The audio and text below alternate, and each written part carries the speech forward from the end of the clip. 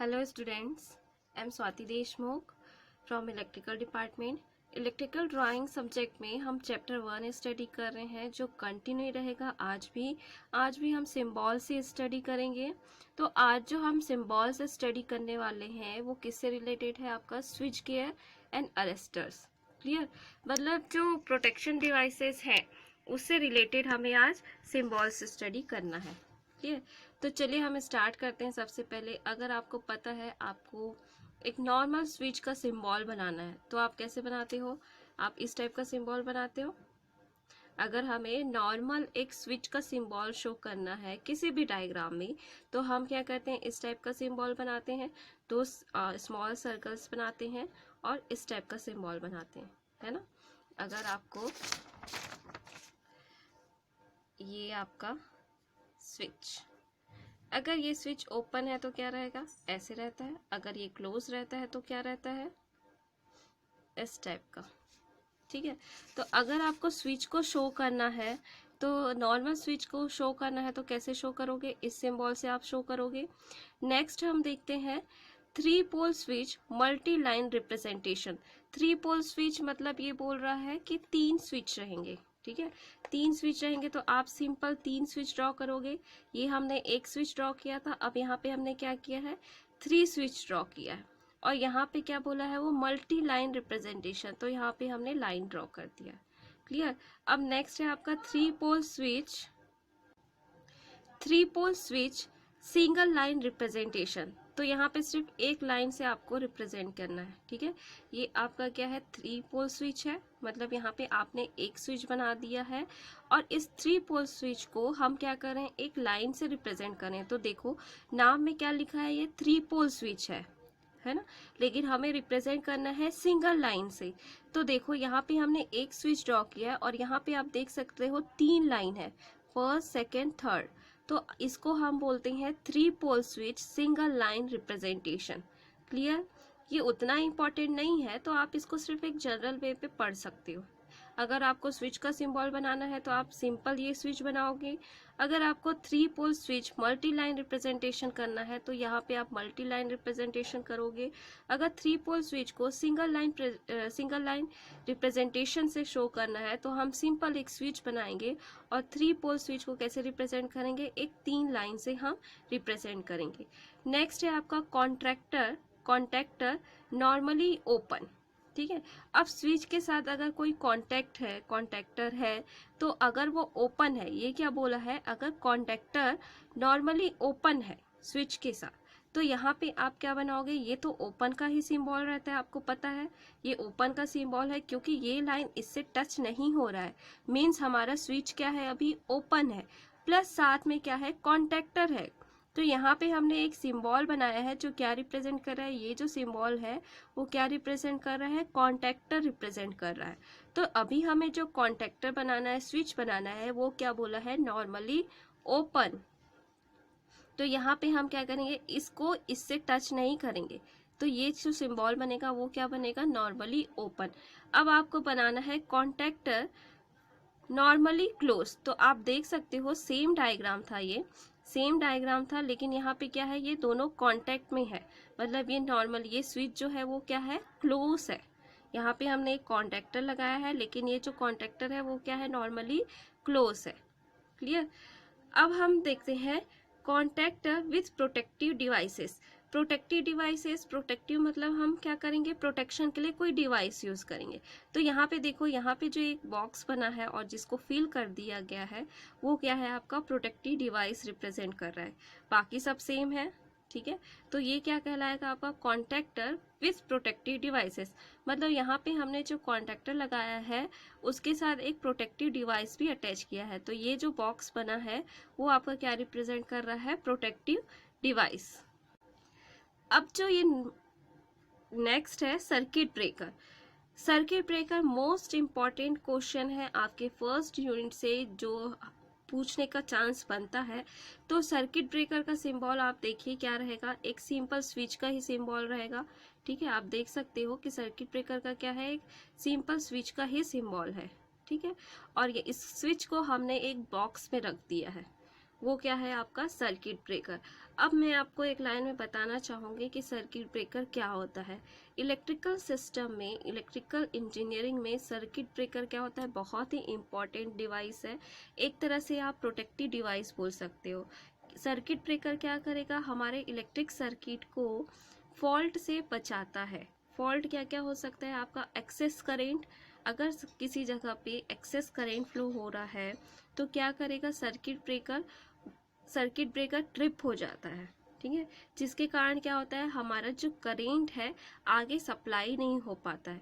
जैसे ये circuit breaker आप कहाँ देखोगे, सब स्टेशन में जनरली आपको देखने के लिए मिलेगा, ठीक है। तो सर्किट ब्रेकर क्या है, एक प्रोटेक्टिव डिवाइस है जो क्या करता है, फॉल्टी कंडीशन में अगर कोई फॉल्ट आ गया उस कंडीशन में क्या कर देता है, सर्किट को ब्रेक कर देता है, इसलिए इसको क्या बोलते हैं, सर्किट ब्रेकर बोलते हैं।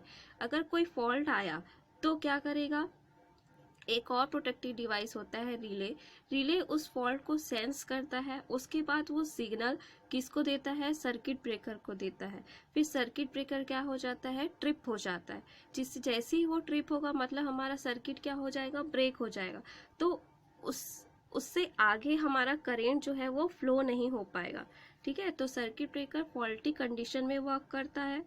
अब आप फ्यूज बोलोगे, घर में फ्यूज लगा रहता है तो वो भी क्या है, आपका प्रोटेक्टिव डिवाइस है।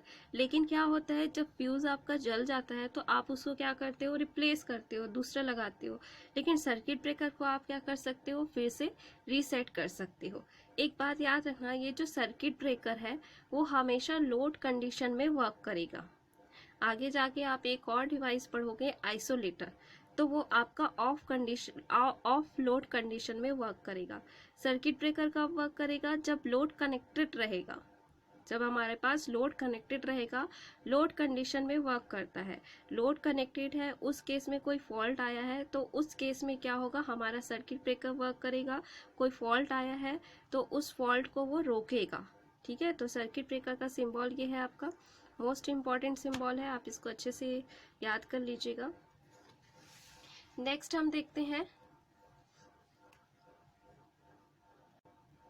नेक्स्ट आप देखिए सर्किट ब्रेकर, यहाँ पे CV लिखा है, मतलब वो क्या है, circuit breaker. Circuit breaker with protective device. तो circuit breaker with protective device मतलब सर्किट ब्रेकर के साथ हमने क्या लगाया है, एक प्रोटेक्टिव डिवाइस लगाया है।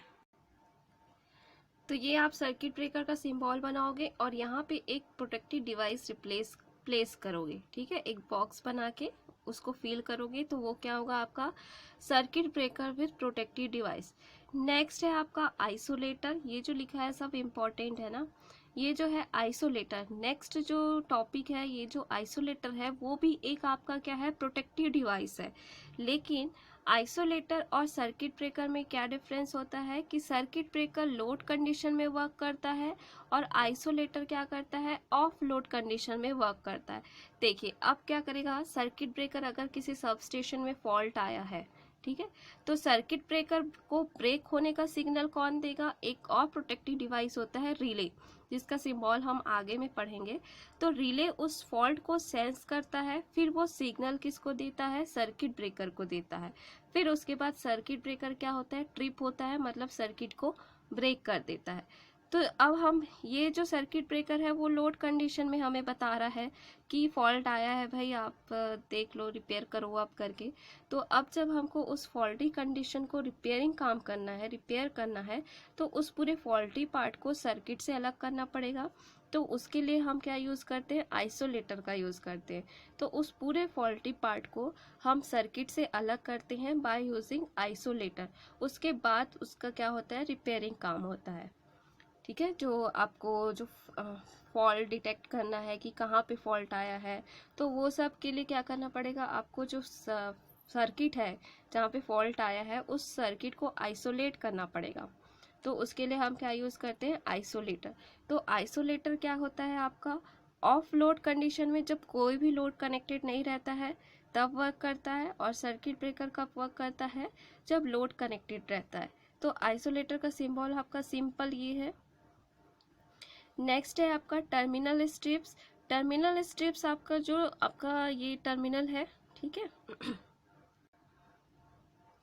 जहाँ पे आपकी कुछ वैल्यूज शो होती है। क्लियर।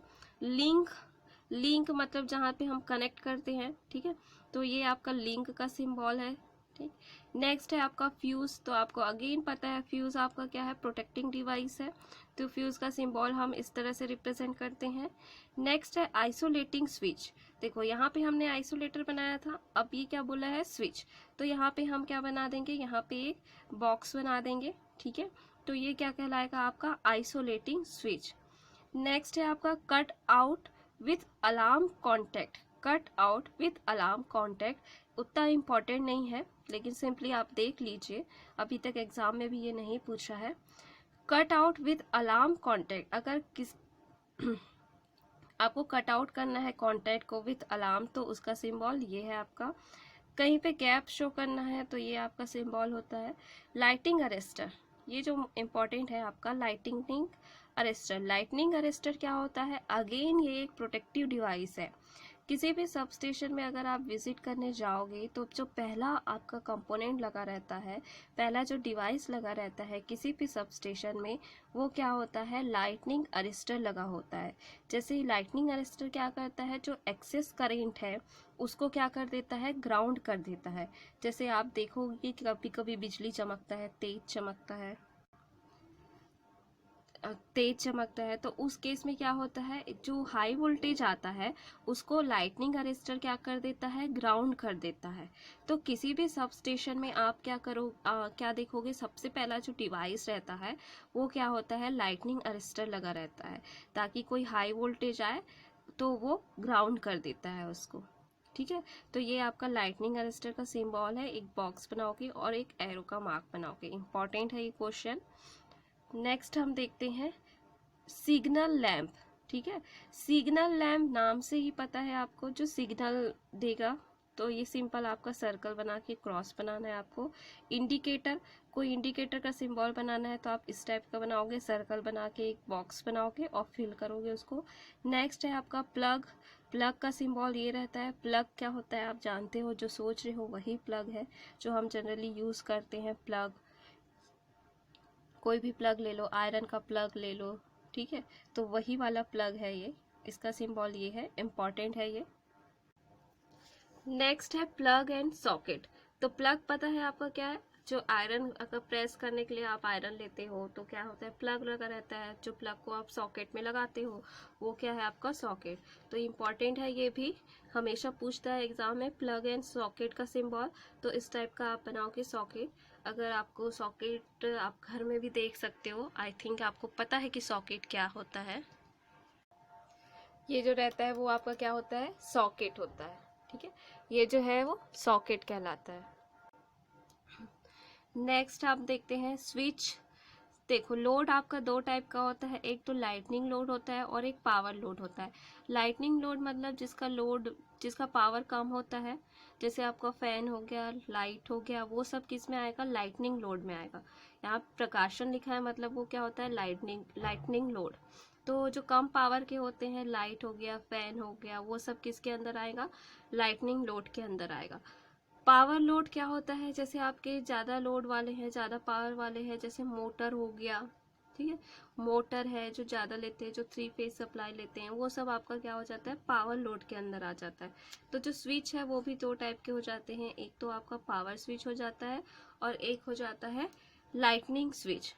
तो पावर स्विच के लिए आप इस टाइप का सिंबल यूज़ करोगे, यहाँ पे P लिखोगे, और ये लाइटनिंग स्विच, जहाँ पे आप लाइटनिंग स्विच को L से रिप्रेजेंट करोगे।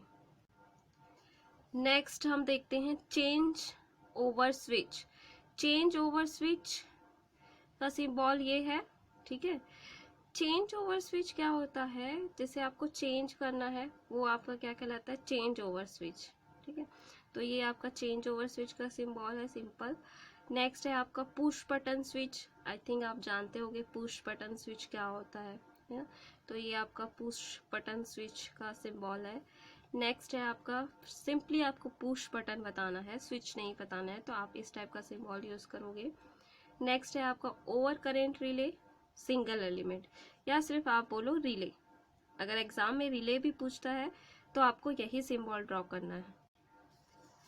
तो रिले मैंने आपको पहले भी बताया है कि रिले भी क्या है, एक आपका प्रोटेक्टिव डिवाइस है।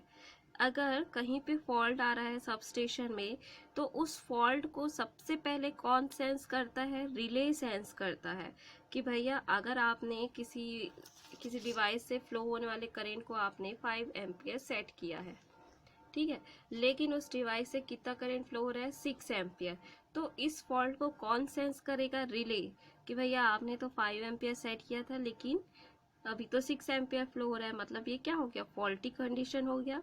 तो उस चीज को कौन सेंस करेगा, रिले। इस चीज रिले सिर्फ सेंस करेगा, ठीक है, उस सिग्नल को जिस उसने सेंस किया, और फिर उस सिग्नल को उसने किसको देगा, सर्किट ब्रेकर को देगा। सर्किट ब्रेकर क्या हो करेगा, ट्रिप होगा, मतलब वहां से सर्किट क्या हो जाएगा, ब्रेक हो जाएगा, क्लियर। अब उसके बाद उस फॉल्टी पार्ट को आपको रिपेयरिंग काम करना है, तो उस टाइम पे हम क्या करेंगे, आइसोलेटर को, बाय यूजिंग आइसोलेटर उस सर्किट को पूरा हटा देंगे वहां से, ठीक है। तो ये होता है आपका प्रोटेक्टिव डिवाइस। तो मेन आपको जो जानना था वो यही जानना था, रिले, ठीक है, जो जो इम्पोर्टेंट लगाई हूँ वो इम्पोर्टेंट है। रिले क्या होता है आप जान गए हो, एक लाइन में अगर कोई आपसे पूछे तो आप बोल सकते हो कि रिले क्या होता है, एक सेंसिंग डिवाइस है या एक प्रोटेक्टिव डिवाइस है जो फॉल्ट को सेंस करता है। सेंस करने के बाद वो सिग्नल किसको देता है, सर्किट ब्रेकर को देता है। सर्किट ब्रेकर भी क्या है, एक प्रोटेक्टिव डिवाइस है जो क्या करता है, फॉल्टी कंडीशन में सर्किट को ब्रेक कर देता है, और सर्किट ब्रेकर लोड कंडीशन में वर्क करता है। एंड देन आइसोलेटर भी एक क्या है, आपका प्रोटेक्टिव डिवाइस है जो ऑफ लोड कंडीशन में वर्क करता है। फॉल्ट आया है, अब उस फॉल्टी पार्ट को आपको रिपेयरिंग काम करना है, तो उस फॉल्टी पार्ट को पूरे एरिया से अलग करना है सर्किट से, तो हम किसका यूज़ करेंगे, आइसोलेटर का यूज़ करेंगे। तो आज के क्लास में इतना ही, नेक्स्ट हम कल पढ़ते हैं। Thank you.